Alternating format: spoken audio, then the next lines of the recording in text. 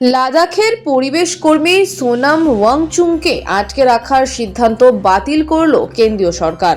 শনিবার কেন্দ্রীয় স্বরাষ্ট্র মন্ত্রকের তরফে একটি বিবৃতি দিয়ে জানানো হয়েছে, জাতীয় নিরাপত্তা আইনের অধীনে সোনামকে আর আটকে রাখা হবে না। গত সেপ্টেম্বরে তাকে আটক করা হয়েছিল। সোনাম বন্দী ছিলেন রাজস্থানের যোধপুর কেন্দ্রীয় জেলে। সুপ্রিম কোর্টে তা নিয়ে মামলাও চলছে। তার মধ্যেই কেন্দ্র সোনামকে ছেড়ে দেওয়ার কথা জানালো। প্রায় 6 মাস পর মুক্তি পাচ্ছেন তিনি। কেন্দ্র জানিয়েছে, আইন শৃঙ্খলা পরিস্থিতি স্বাভাবিক রাখার জন্য সোনামকে আটক করা হয়েছিল। বিবৃতিতে লেখা হয়েছে যে শান্তি, স্থিতিশীলতা এবং পারস্পরিক সমঝোতার পরিবেশ লাদাখে বজায় রাখতে চায় কেন্দ্র। তা হলেই সমস্ত পক্ষের সঙ্গে গঠনমূলক আলোচনা সম্ভব। এই উদ্দেশ্যকে এগিয়ে নিয়ে যাওয়ার জন্য যথাযথ বিবেচনার পর সরকার জাতীয় নিরাপত্তা আইনের অধীনে ক্ষমতা প্রয়োগ করে সোনাম ওয়াংচুকের আটকের আদেশ প্রত্যাহারের সিদ্ধান্ত নিয়েছে।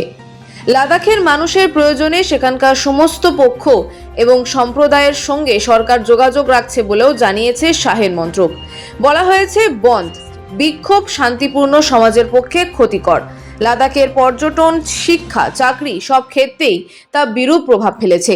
2025 সালে 26শে সেপ্টেম্বর সোনামকে আটক করেছিল কেন্দ্র। বলা হয়েছিল তিনি অশান্তিতে মদদ দিয়েছেন। সোনামের আটককে চ্যালেঞ্জ করে সুপ্রিম কোর্টে যান তার স্ত্রী। অভিযোগ, বেআইনিভাবে তাকে আটক করা হয়েছে। সোনামের বক্তৃতার ভুল ব্যাখ্যা কেন্দ্র করেছে বলেও দাবি করেন তার স্ত্রী। কপিল সিব্বল তাদের হয়ে মামলাটি লড়েছেন।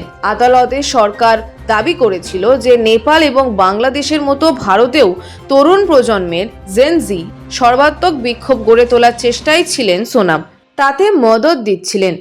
এবার সেই মামলাতেই সোনামকে মুক্তি দেওয়ার সিদ্ধান্ত নিল কেন্দ্র।